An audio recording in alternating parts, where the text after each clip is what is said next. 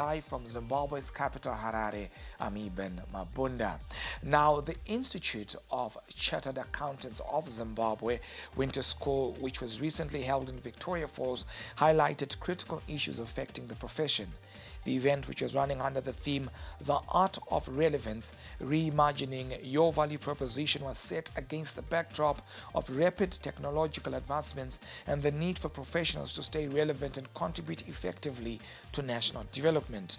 The Mint caught up with the former president, Manyara Chigunduru, who unpacks the important issues the Winter School discussed. And the main purpose of meeting like this, it is basically to bring our members together, to network, to discuss hot and topical issues that are affecting our members or that are affecting the nation as a whole. And this year, we've got a theme, the art of relevance, reimagining your value proposition, because we appreciate the fact that things are changing rapidly, if I should put it that way. And if things are changing like that, it means that as a profession or as accountants, we also need to move in tandem with what is happening so that we become relevant. It means that we need to relook at how we are operating within our nation, and we ask ourselves, are we still relevant? And where we feel that some of the things that we used to do are no longer relevant, then we need to change. So this whole conference is speaking around the dynamics that are happening within our environment, the changes that must happen so that as a profession we remain relevant. So this is basically the reason why we are here, and also to network, because you basically have maybe the finance directors of these nations, the chief finance officers, the MDs, the decision makers. They are here because they are the people who are affected strategically by whatever will be happening within our economy. So yeah, that's basically why we are here, and it's something that we do. Chigunduru says that the government must find ways of increasing its tech space in the informal sector. Major issue that we have in this country, it is because when you're looking at our economy, it is more of an informal economy. Yes, we've got formal businesses where even from a revenue collection perspective, that is where most of the money is coming from. Zimra then works hand in hand with the formal organizations. But our major challenge is that the industry or the economy is informalized. So the issue is on how the tax base can be widened so that we are able to rope in the informal sector, because there's a lot of money that is circulating within the informal sector, yet that money is not finding its way into the formal system. So at the end of the day, who suffers? It's those businesses that are formalized, that are being compliant, such that at the end of the day, it's more like you are being penalized for being compliant. So the issue is, we want the tax base more like to be widened so that at least the informalized economy, we are able to then get some revenues from them. Now, Icaz contributes to the financial and economic infrastructure of Zimbabwe by providing accountancy training and education for both its students and members. Reflecting on her term, Chigunduru takes us through some of the major highlights for Icaz. Core are the hot topics that are affecting the industry. Can you shed more light on this? What are some of the issues that are affecting the industry that you think we need to discuss, or that you think they need their address? As you are aware, we've had a currency change, I think, in April.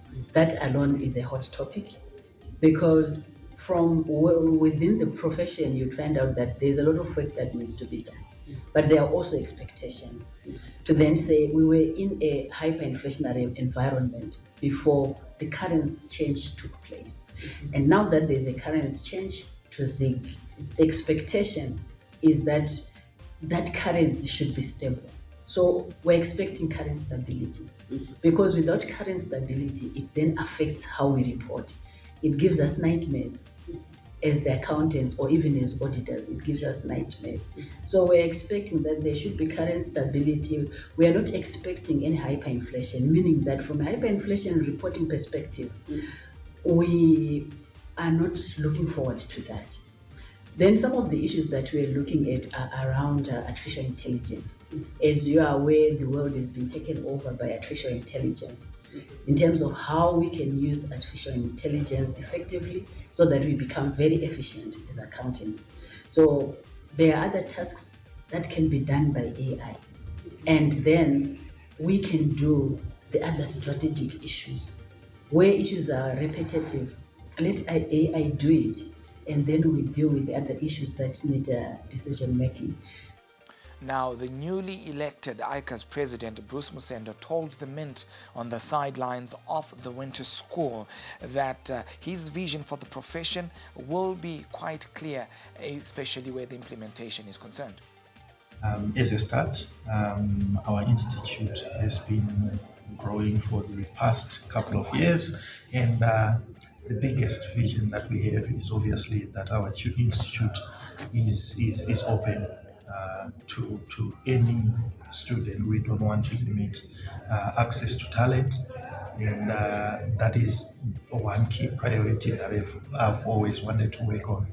And in addition to that, we are a member institute, and delivering value to our members is always a key priority. So we are going to work on delivering the values to our members in terms of supporting them from a technical perspective. We also need members to realize the institute is here to support them, whether in growing their businesses, in creating capacity to train more students. And these are the key things that I want to focus on when I begin my term. The Icaz president revealed that the institution has assisted 500 practitioners to get remote placements abroad as local companies struggle with new clients. The biggest issue we are struggling with now is obviously we have got audit firms, which also depends on the companies that are available within country. One of the key things that a lot of companies are struggling with is new clients, and it therefore has a knock-on effect on the number of students they can take and train. So one of the things that we have been doing while we are on tour, particularly in the UK, was looking for opportunities for insourcing work into the country. We know that there are firms who are doing it already, and it's just an opportunity of connecting our local firms with their global network so that we can take more work and therefore create more capacity. Now,